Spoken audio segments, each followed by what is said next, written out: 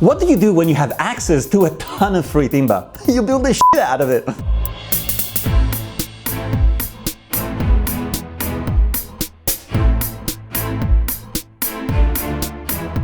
So, meanwhile, I moved overseas for a few months, and well, I felt the need for a space in which I could do some work, organize the equipment that I brought over, and why not relax? I was lucky to arrive after my uncle's factory moved its operations to another town, so I basically had access to an entire abandoned industrial complex. It's like a dream came true. This allowed me to find and dismantle a large shelving area built many decades ago and to recover a lot of construction timber. I built so many useful things out of that, I don't have the time to show them all. So for this quick update, I'll limit myself to what I did for this space. I started by removing the masonite that covered the shelves. Then I proceeded with taking the wooden slats apart.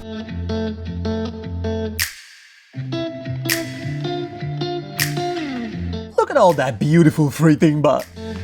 I bought a second-hand loft bed, similar to the one that I had years ago, and decided to come up with a project for a desk, shelves, and storage space. I was able to borrow 3 very basic power tools: an old and classic meter saw, a drill, and a belt sander.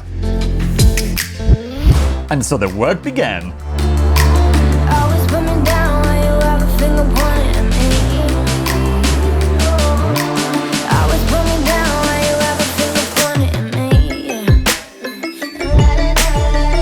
Once I cut all the pieces that I needed, I started assembling the shelves using simple screws. The 2 shelves came in 2 pieces that had to be put together. I did that with glue and dowels. They're a bit rustic, but I like the look. It was time to assemble the desk using the same technique as before and with the help of center points.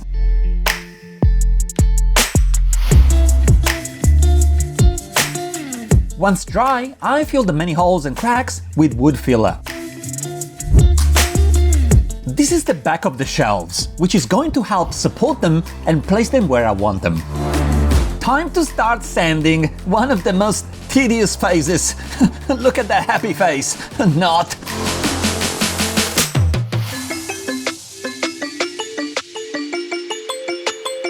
Job done. Without shame, I asked my dad to help with the painting. A couple of coats of varnish will help protect the wood and make it look even better.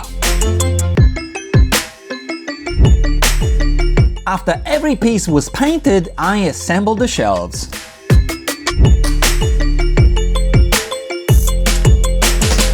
The desk was dry and I placed it where it had to go. It fit perfectly. Then I proceeded with mounting the stylish shelves. Looking good! Now on to building some storage space.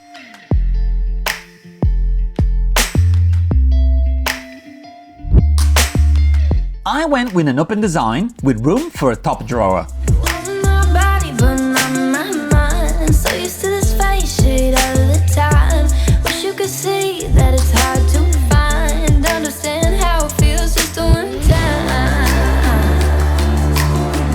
I cut some of the masonite recovered before and used some spare bits and pieces to build a shallow drawer. These angle brackets will allow me to hang the final piece from the desk, leaving the floor clear of any unnecessary legs. It's looking great, and my cables have a nice place to live. Time to add some mood lighting using LED strips. Wait, what? Oh, whatever.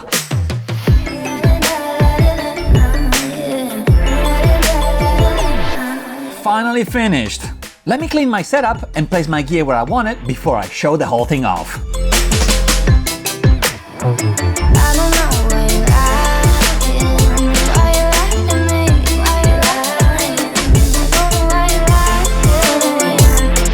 Oh, and you might wonder what I used as a light to film this episode. Well, having recovered some industrial LED tubes, I proudly designed and built a very stylish and cool light. but its full construction will need another episode.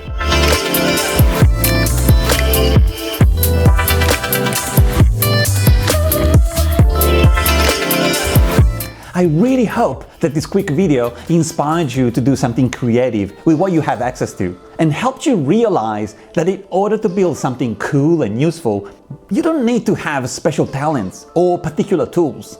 All you need is a little bit of ingenuity and really basic skills.